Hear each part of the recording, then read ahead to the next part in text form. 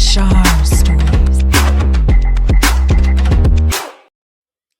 I wanted to share the reason why I refer to Asian Canadian Diaspora in the description of this podcast. So, I was born in Scarborough, east part of Toronto, Ontario, and I am Filipino by birth, but I was born in Canada. So I am Filipino Canadian, and I am the first generation born in Canada. Both my parents were Filipino. Um, with that came some challenges because my parents split when I was quite young, and more to come on that, I'm sure, in a future episode. But being Filipino for me has always been something that I've been trying to figure out. So, Tagalog, the language for Filipino culture, is not spoken. It was not spoken in my home because I had a Scottish Canadian stepfather from the age of I think it was like 7 or 10 years old. He was in our home. And so my mom just never really spoke Tagalog to me. And so when I was younger, I could understand the gist of a conversation in Tagalog, but I could never understand, and I certainly could never speak it. But that's a very big way in which, different cultures connect with each other, right? And communities connect through language, as well as shared food, right? So the part of my journey, and one of the many reasons in starting this podcast, is my journey in trying to understand a little bit more as to what that means to be Filipino Canadian, and without speaking the language. And so there is a part of me. When I was growing up, I used to refer to myself as like a banana. I was yellow on the outside and white on the end, right? And there have been times in the past, certainly a moment in time when I was in high school many moons ago, where I tried to connect in with the Filipino group at my school. And it didn't work out well. I felt very much an outsider. I did not sort of integrate easily because I couldn't speak Tagalog. And so, all those things that are lost in translation or lost in cultural nuance, unfortunately, that was lost on me. Right. And so I'm now at this, phase of midlife, and certainly have had a level of exposure, I'll say, to, Filipino culture through my family. I know what it's like to have large family gatherings and everyone's a tito and a tita. And, I love the food. Certainly, again, culture is connecting by food, right? So adobo and pancit, right? But it's still kind of this thing that I have yet to really own or really connect with. And so, part of it is I understand I'm in a position of privilege, being born in Canada. And so I have lots of other, cultures that I've been exposed to.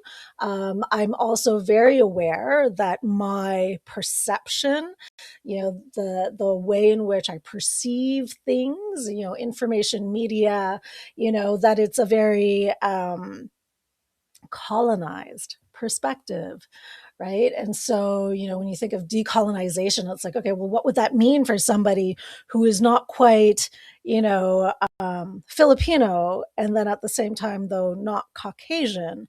And so it's as though I sort of float between cultures and definitions. And then you add on top of that I understand French, and I can speak French at I'll say it at a rudimentary, professional a level. But so that's part of my journey. And what I'd like to be able to share on this podcast is the ways in which I do connect with my ethnicity, I guess what could be considered for some to be my indigeneity, right? I am of an island people. I joke because I live in Canada. I joke that I am not genetically made for Canadian winters. I'm just not. My body craves sunshine and island weather, right? So, but these are the things that I'm going to be exploring further as we go with this podcast. podcast, I have an Asian girlfriend of mine who we met in college, and we do have plans for her to join me on this podcast in some way in the future. It may be that the show evolves to include her permanently, or she may come on as a guest speaker, but she too connects with this, and then, this concept, this idea, right, of belonging, right? And so as I discover, rediscover, unearth, and learn, what that means for myself to be Asian Canadian, to be Filipino Canadian, um, I also understand that that will impact, sort of these other aspects and ways in which I've defined myself, right? So, I'm also a mom, right? I've got two teenagers, one's starting U of T in the fall, and they themselves, both my kids, they're mixed race as well. So their father was Caucasian, of Italian and Irish and Scottish descent. So my kids are really quite mixed in their genetic makeup and their heritage and the cultures that they've been exposed to, right? So, I'm hoping to be able to share with them, with you, with my family and my friends, sort of more about what it is that I'm learning in terms of, Filipino culture, how it is that I'm connecting with it.